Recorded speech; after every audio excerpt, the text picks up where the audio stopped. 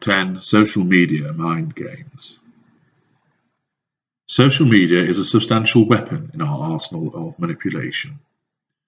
Invariably, our selection of targets and the courting of the same will begin either through social media, or if that is not the starting place, we will use social media as a device to aid and progress our seduction of you.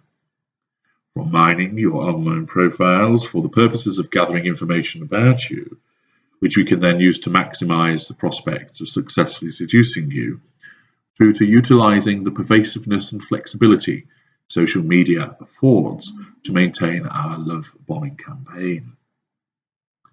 At the outset, we probably sourced half a dozen prospects, including you, our tendrils reaching out through the electronic highways until we settled on you as our primary source.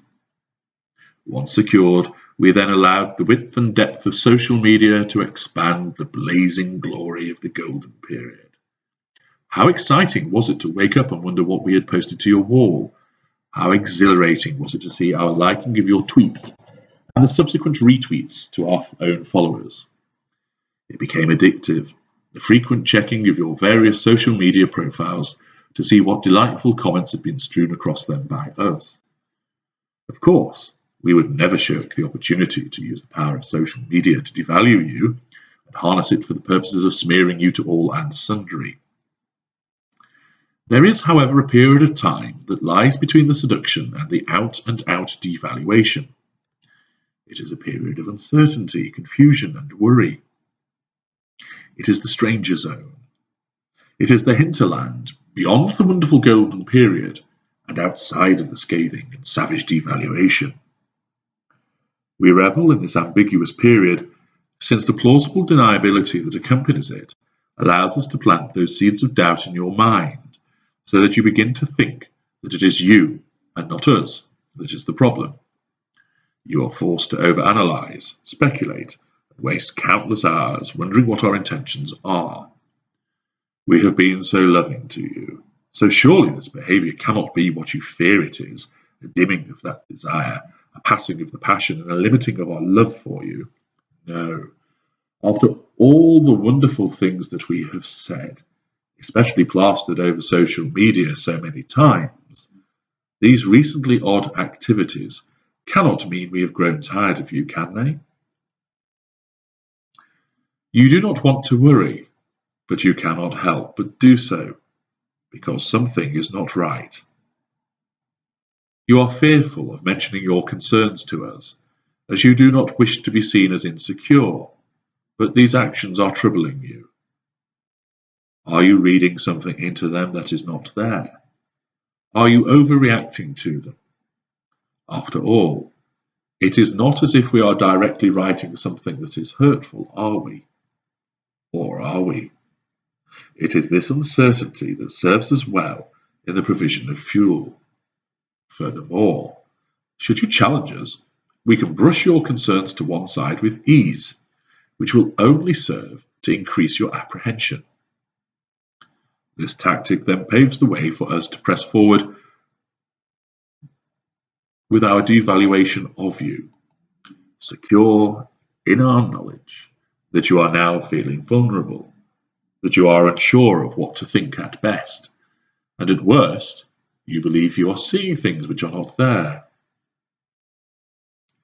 This period of uncertainty which we cultivate and engender through social media is a purposeful step towards your devaluation. It is calculated to serve us. Be warned. Should you see these signs, then understand that your devaluation is on its way, and we are merely preparing the ground for the next stage in your ongoing and painful dance with us. Do not seek to find an innocent explanation should you witness these in action. Expect the brush off from us, and to be mocked for being worried. But worry you should. These are clear indicators of our calculated attempt to mess with your mind using social media before the devaluation begins. Here are 10 ways in which we will do this. 1. Frequent likes on somebody else's profile. Invariably, this will be somebody of the opposite sex who you do not know and have not met. There will not be any comments from us, not yet, but a plethora of likes will appear on that person's posts from us. Each picture they post will receive a thumbs up, a star, or a heart from us. Their comments or tweets, no matter how mindless, trivial, or banal, will have our indicator of approval. Indeed, as you scroll through this person's output, and we know you will be looking, you are hard-pressed to find any post which does not bear our mark. This person may indeed be in the early stages of our cultivation as your replacement, or it just may be a simple triangulation. But either way, you ought not to underestimate the impact of those likes.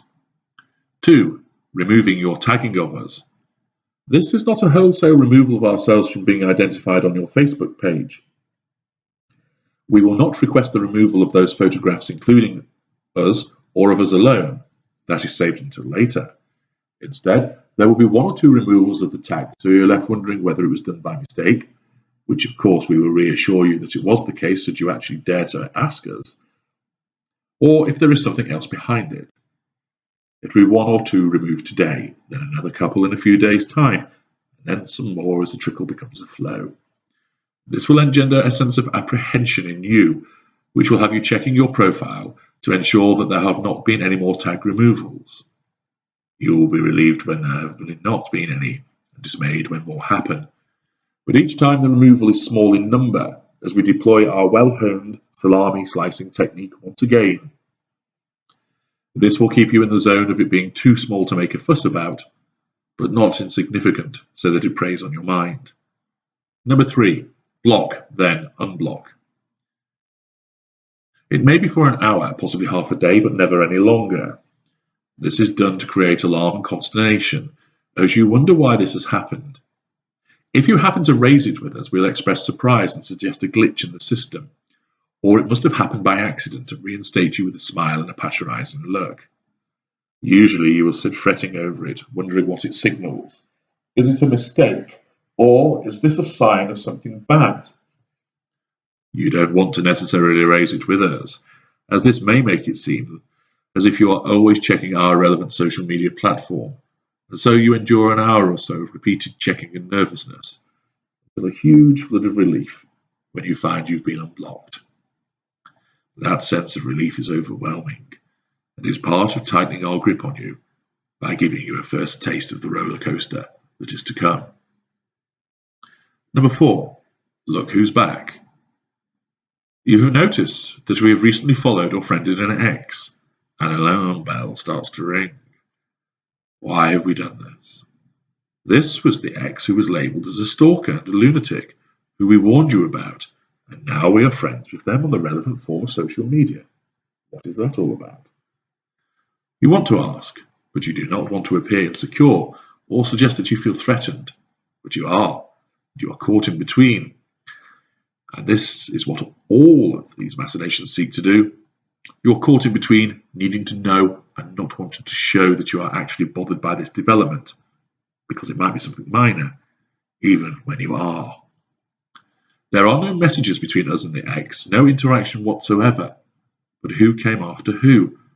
Did they send a friend request to us, or was it the other way round?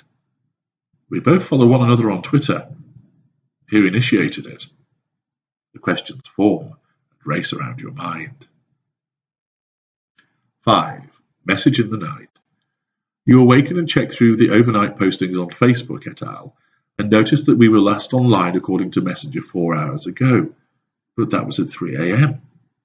What were we doing up at that time, and more to the point, who were we talking to? The reality is we may well not have been talking to anybody, but we decided to set the alarm, wake and create the appearance of having been doing something, in the expectation that you will notice and subsequently become unnerved and suspicious of this development, which then happens for the next few nights, running before halting. Do you mention it? What was going on? Can you raise it with us, or do you risk being accused of stalking our movements? What's the matter with you? Do you not trust us or something? 6. Nostalgia.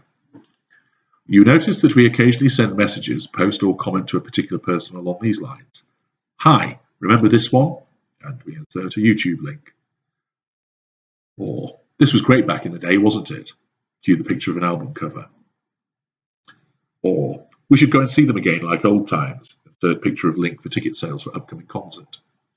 Who is this person? We've never mentioned them before, and you thought you knew about our past. Why are we suggesting doing things with them and evoking old memories? Are we just friends, or is there something else going on? 7. Meme blast. There is a sudden upsurge in postings which contain supposedly deep messages or retweeting the pseudo-philosophical output of a Twitter user about love and relationships. The memes and announcements appear to have our endorsement by reason of our posting them or retweeting them. Such examples would include, I am not alone, but I feel so lonely.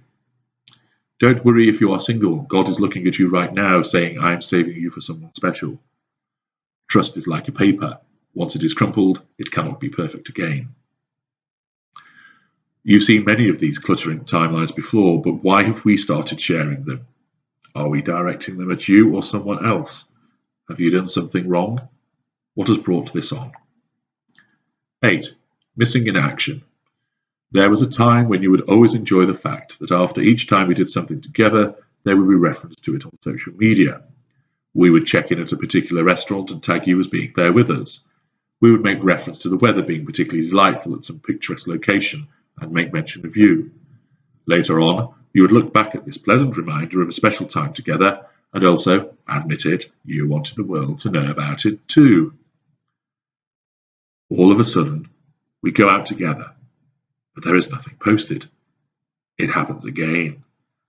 Even worse, when you make mention of it, you notice it does not appear on our timeline, as we have changed our settings so that it has to be approved by us first before being seen by other people. Why have we done this? Do we not want people to know about you? Are we ashamed of you all of a sudden? Are we hiding you from someone else? Number 9. We didn't mention it. You spoke to us earlier and we explained we were having a quiet night in watching a film. Browsing through social media, you see Instagram pictures of us enjoying a night out on the tiles. We never mentioned that earlier. Perhaps we changed our minds. Maybe we got a last-minute invitation. But what if it was planned and we chose not to mention it? Surely we didn't forget about it. Perhaps we didn't want you to know. But if that was the case, why are we plastering the night out all over social media? By the time this happens a third and fourth time, your suspicions are causing you considerable concern. 10. Misinformation. We post a comment or reply to a tweet you have directed to us with something that does not make sense. It does not follow in respect of what you have written. This non sequitur has you puzzled. Why did we do that? Then it dawns on you. It must have been meant for someone else. The content of the message will hint at something which could be of concern. Yes, it was brilliant. What was brilliant? Did we spend the night with someone else?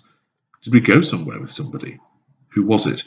Then again, it might be innocent. Perhaps it refers to the recent football match we went to with our friends, or perhaps something we watched on television. But it has unsettled you. Of course, there was no message meant for anyone else. We just posted this comment or reply to make you think that it was meant for someone else, in order to increase your paranoia.